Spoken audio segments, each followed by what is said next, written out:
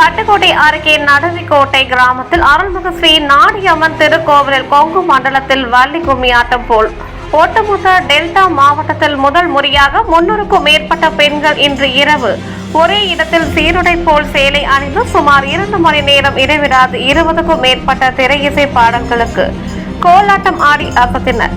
பார்ப்பவர்கள் அனைவரையும் வெகுவாக கவர்ந்தது. மிகவும் பிரசித்தி பெற்ற ஸ்தலங்களில் ஒன்றான தஞ்சை மாவட்டம் பட்டுக்கோட்டை அடுத்த நடுவிக்கோட்டை கிராமத்தில் உள்ள அருள்மிகு ஸ்ரீ நாடியம்மன் திருக்கோவிலில் 48ஆம் நாள் மண்டல பூஜை பூர்த்தி விழா இன்று இரவு வெகு விமர்சையாக நடந்தது. மண்டல பூஜை பூர்த்தி விழாவை முன்னிட்டு அருள்மிகு ஸ்ரீ நாடியம்மனுக்கு சந்தன காப்பு அலங்காரம் செய்யப்பட்டிருந்தது. அதனைத் தொடர்ந்து பெரிய தீபாராதனை காட்டப்பட்டது. அதனைத் தொடர்ந்த விழாவின் முக்கிய நிகழ்வாக கொங்கு மண்டலத்தில் மிகவும் பிரசித்தி பெற்ற வள்ளி கும்மியாட்டம் போல் ஒட்டுமொத்த டெல்டா மாவட்டத்தில் முதல் முறையாக கோவில் வளாகத்தில் அதே நடுவிக்கோட்டை கிராமத்தை சேர்ந்த 300க்கும் மேற்பட்ட பெண்கள் ஒரே இடத்தில் சீருடை போல் சேலை அணிந்து சுமார் 2 மணி நேரம் இடைவிடாது 20 திரையிசை பாடல்களுக்கு கோலாட்டம் ஆடி அசத்தினர்.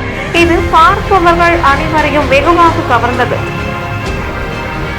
சாந்தார் குரல் செய்திகளுக்காக செய்தியாளர் ஆக்ரோஷ் பச்சையப்பனுடன் செய்தி வாசிப்பாளர் வித்யா.